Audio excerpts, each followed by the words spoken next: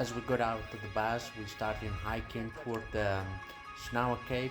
And Snawa Cave is located between the valley of Hiran and Nazanin in the Kurdistan Regional of Iraq. And if you want more information, you can look in the description under the video.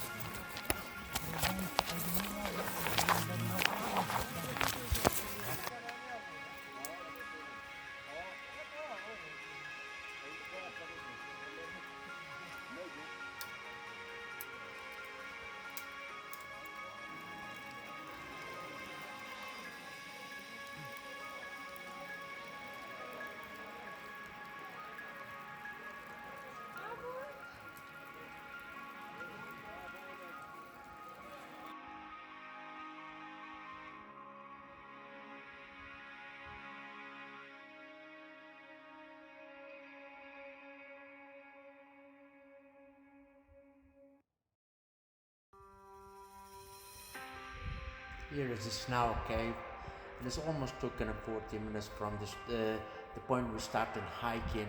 And in this cave is a lot of small springs, fresh water you can drink, and the water, and it's about 760 meters above sea level.